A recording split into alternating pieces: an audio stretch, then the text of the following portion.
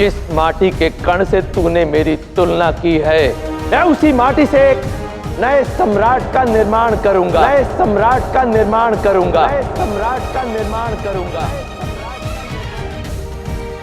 जिसके श्वास श्वास में अखंड भारत की सोच हो। जब तक श्वास चलती है व्यक्ति जीवित रहता है। इस आभूषण को छूकर तुमने गलती की है मल्ल, जिसका मूल्य तुम्हें चुकाना होगा, जो तेरे वंश के सूर्य को अस्त कर देगा।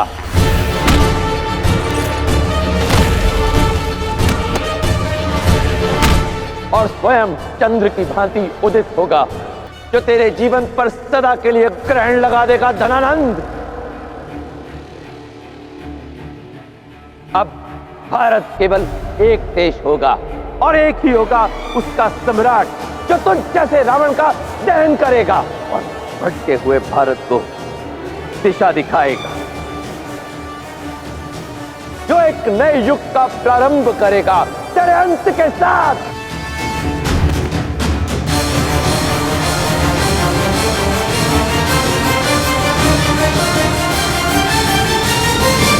मैं विष्णुगुप्त चाणक्य तब तक अपनी शिखा नहीं बांधूंगा जब तक नंदों का समूल नाश न कर दूं। मगध की माटी से एक नया सम्राट उपजाऊंगा। महामात्य, जिन आंखों में मगध को नाश करने का स्वप्न हो, क्या उन आंखों को खुली रहने का अधिकार है? समझ गया मामही। विद्वानों, किसी के प्राणों की रक्षा करने के लिए कौन सा जाप करते हो तुम लोग? हाँ, महामृत्युंजय जाप। अब देखना, तुम सब साक्षी बनोगे कि मगध को ललकारने वाले का अंत ईश्वर का महामंत्र भी नहीं टाल सकता। सभा से अचानक महामृत्युंजय मंत्र का स्वर। धनानंद ने मेरी हत्या का आदेश दे दिया है, शीघ्र निकलो। किंतु आपके अनुसार बाहर निकलने का मार्ग तो उस दिशा में था। दिशा ढूंढने के प्रयास में दिशा बताने वाले संकेतों पर दृष्टि न रखना संकट का कारण बन सकता है। अर्थात? इस मशाल की लौ देखो, इसमें अभी भी तेल भरा गया है, अर्थात प्रहरी आसपास ही कहीं है। यहाँ रहना घातक है।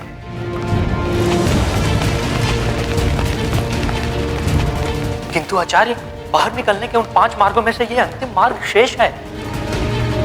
जिस लक्ष्य पे मैं जा रहा हूं भैरव, वहां अंतिम द्वार मुझे स्वयं बनाना होगा।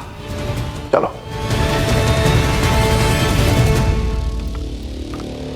गुप्त गुफा में पुष्प रखने का बर्तन, अवश्य यहां कोई गुप्त द्वार भी होगा।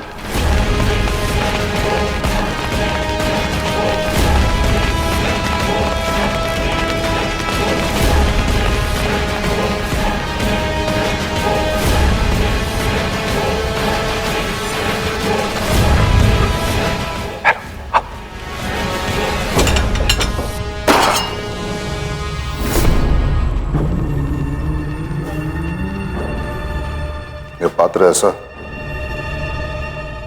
अवश्य कोई आया यहाँ पे। कोई मूषक होगा अमात्य। महल के इस भाग में मूषकों का बड़ा आतंक है। वैसे भी मूषक मार्ग ढूंढने में दक्ष होते हैं।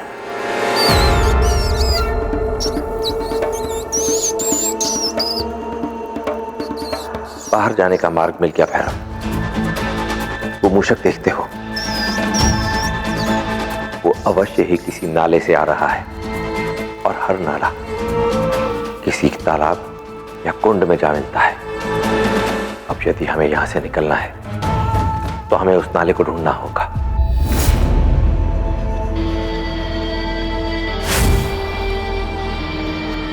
देख रहे हो तुम, ये काला चमकीला तरल जब शरीर पर लगकर सूखता है तो चमड़ी के साथ ही निकलता है। सुनी ये ध्वनि नहीं, पुकार है कि तुम मेरे दास हो।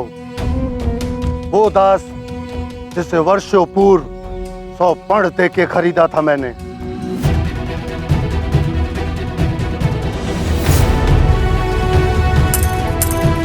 और दास की हर कमाई पर, चाहे वो परिश्रम से हो या पराक्रम से, भिक्षा से हो या चोरी से, उस पर स्वामी का अधिकार होता है। और यही नियम है, और तुमने ये नियम तोड़ा है, इसलिए तुम्हारा दंड है इस काले तरल में तुम्हें एक पैर रहना होगा।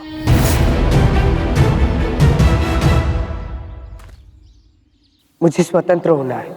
कुछ ऊंचाई स्वप्न नहीं देख लिया तुमने? ये वंश का प्रभाव है। तुम्हारे अपनों ने तुम्हें बेचकर अपने कर्तव्य से मुक्ति पाली और अब तुम दास्तां से मुक्ति चाहते हो।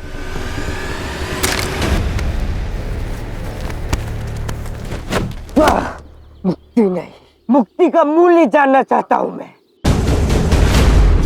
और ध्यान से सुनो स्वामी, 100 पंड के बदले 500 पंड चुराऊंगा मैं तुम्हारे लिए, पर बदले में तुम्हें मुझे मुक्त करना होगा। स्वीकार है? इसमें इतना क्रोधित होने की क्या जरूरत है मेरे बच्चे? यदि मैंने तुम्हें इस काले तरल में फेंक दिया और 3 पहर तक इसका मुंह बंद रखा, तो तुम अपने मुंह खोलने योग्य नहीं रहोगे। स्वीकार है या नहीं? श्रेष्ठ बन लूंगा तुम्हें मुक्त करने का। स्वीकार है।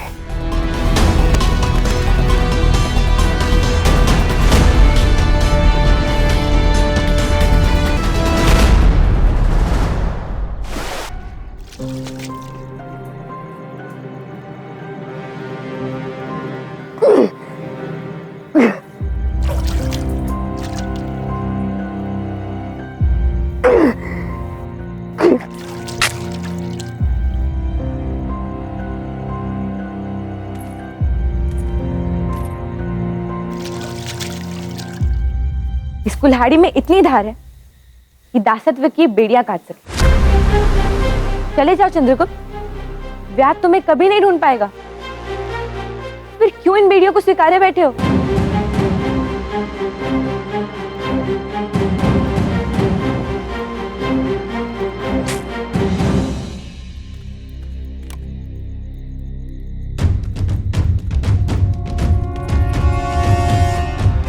तुम बिना उत्तर दिए नहीं जा सकोगे चंद्र। बताना होगा कि क्या व्यवस्था है जो तुम्हें रोकती है, क्या रहस्य है इस कंगन का जो तुम्हें इतना बल देता है। तुमने उस महामल्ला को भी परास्त कर दिया, क्यों उसे अपने प्राणों से अधिक सुरक्षित रखते हो? उत्तर दो मुझे।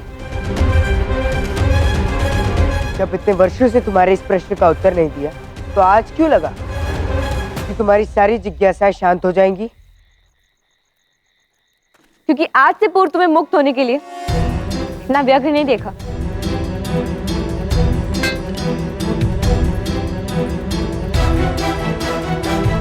चंद्र, तुम ही तो कहते हो ना कि एक परिवार हमको जन्म से मिलता है और दूसरा हम स्वयं चुनते हैं अपने मित्रों के रूप में।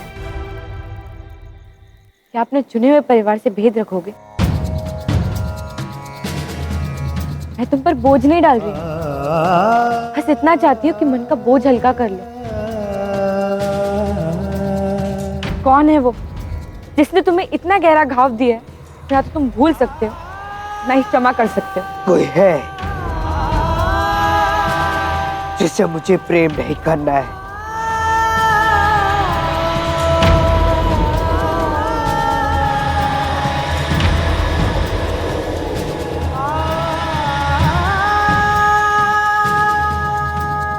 जिसने मुझे जन्म दिया, मेरी माँ।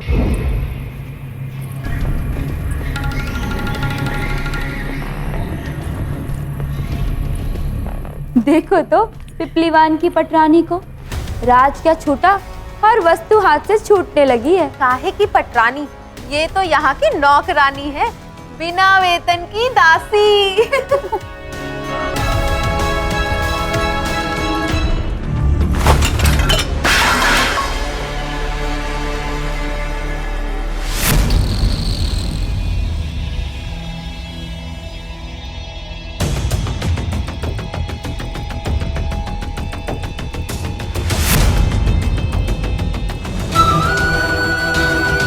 और दासी देख कर नहीं चल सकती। अब तो पीपली पान की रानी नहीं हो जो मोरने की भांति नाचती फिरे। दासी हो मगध की, क्षमा मांग सम्राट से। पांडु, मेरे भाई, धन माटी में ही क्यों ना पड़ा हो, उसे पत्थर की भांति ठोकर नहीं मारते। ये कोई साधारण दासी नहीं है, पिपलीवान की भूतपूर्व पट रानी है, पट रानी। तनिक प्रेम से, मान से बात करो।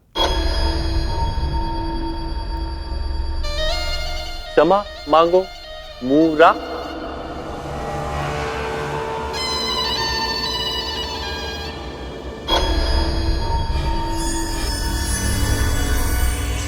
माटी में पड़ा पर्ण अपनी चमक खो देता है पांडु, उसके लिए कुछ करना पड़ता है।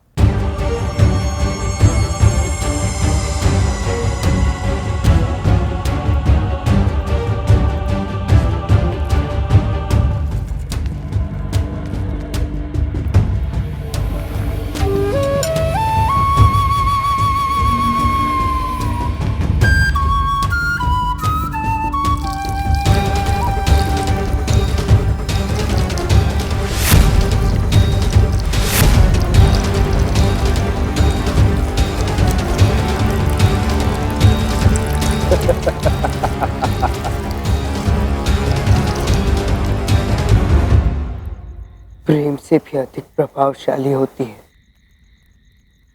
घृणा। ये कंगन उसी घृणा का चिन्ह है जो मुझे सदैव स्मरण दिलाता है।